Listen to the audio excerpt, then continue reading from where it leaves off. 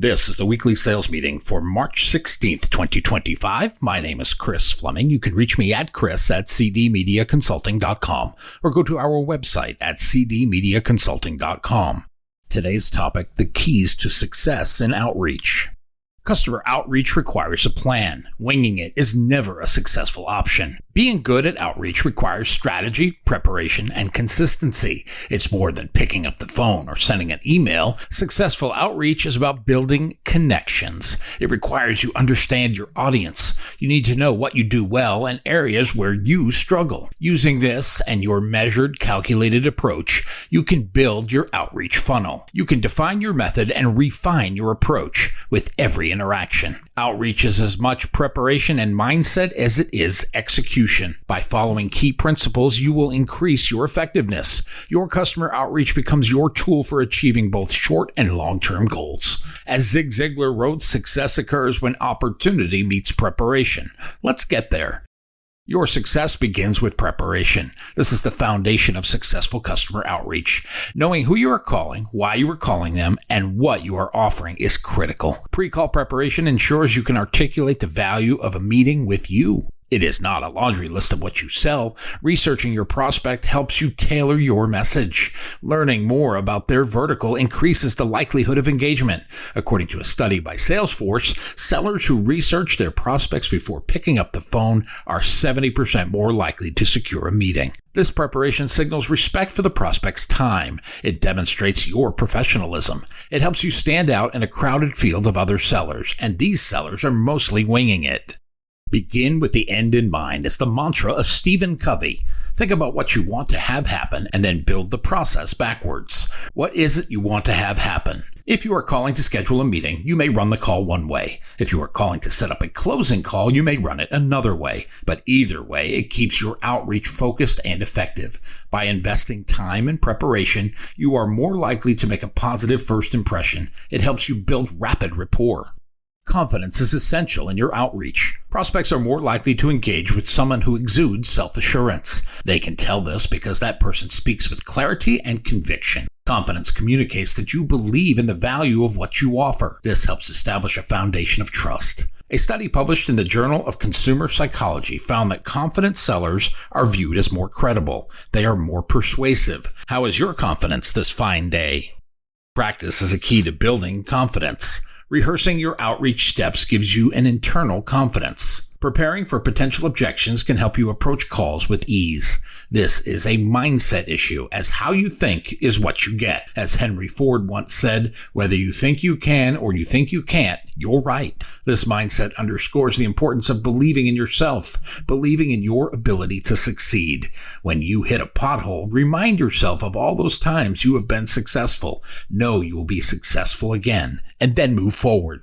Gatekeepers are often seen as obstacles, but they can be valuable allies in your outreach efforts. These individuals are trusted by our decision makers. Make them your ally. Some will provide critical information. Others can facilitate connections. I have a seller in my office who has made a career of getting gatekeepers to trust him. They will tip him off about the best times to connect with a certain prospect. It may cost him a plate of cookies or brownies, but all in building a positive relationship. Treat your gatekeepers with respect, politeness, and a genuine interest in their role. Most will not, and treat them as if they do not matter. You can be different and stand out. You might make a new friend.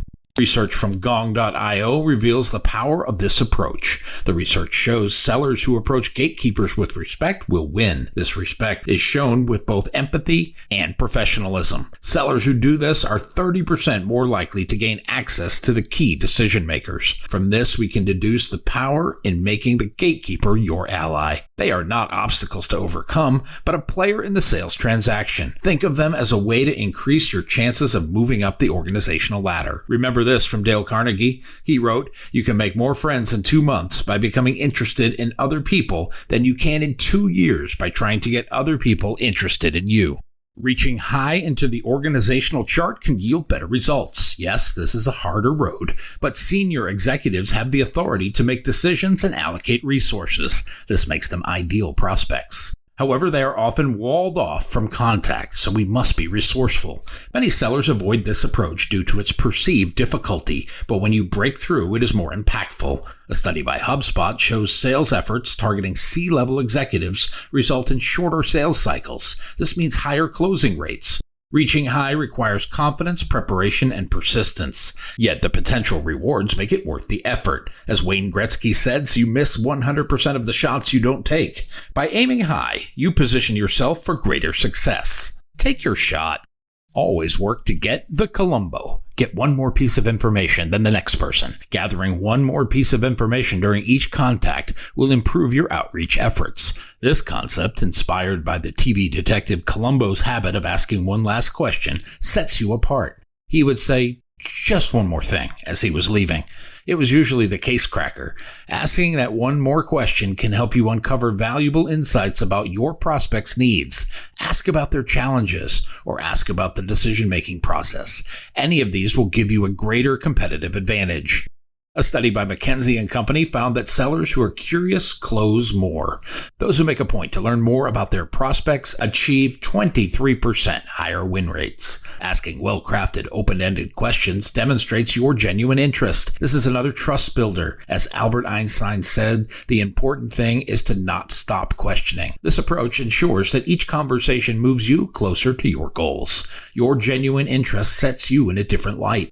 Time is a precious resource for both you and your prospect. Being direct and efficient in your communication shows respect for their time. Make sure your message is clear. Avoid unnecessary small talk or lengthy explanations. Instead, focus on delivering value. The Harvard Business Review reports that prospects are more likely to respond positively to outreach that is brief and to the point. By being direct, you show you are a serious person who should be taken as such. You show professionalism and confidence.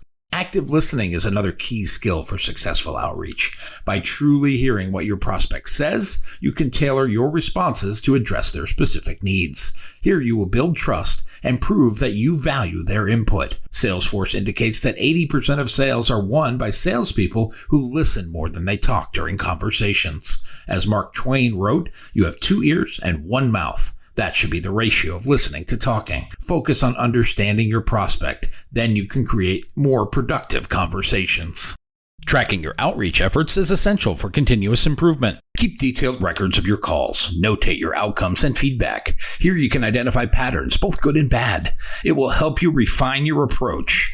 Tools like customer relationship management software make it easier to track your progress. You can measure key performance metrics. Anything outside of who did you call on, what did you ask for, and what did you close is mere window dressing. But a regular review of your performance helps you stay accountable. You can adapt to changing circumstances. The real clincher is we track what is important. Clear and specific follow-up plans are critical to your momentum in the sales process.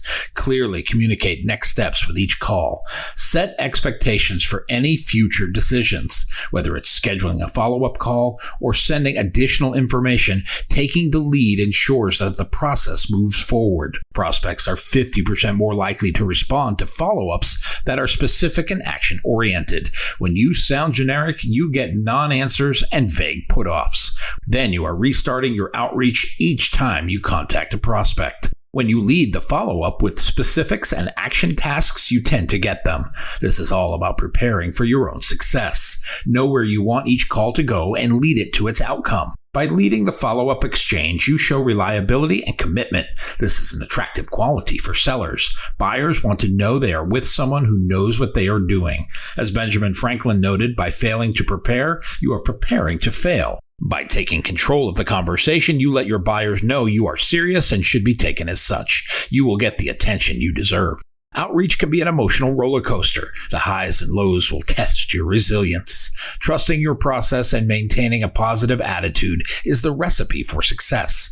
Focus on both consistent effort and incremental improvement. This way, when adversity does strike, you can avoid being derailed by it. Keep your eyes on the horizon. Know what it is you want to achieve and build your outreach plans with that roadmap. When you get to one of those bumps in the road, you are prepared to adjust. That is because you plan on moving forward to the end.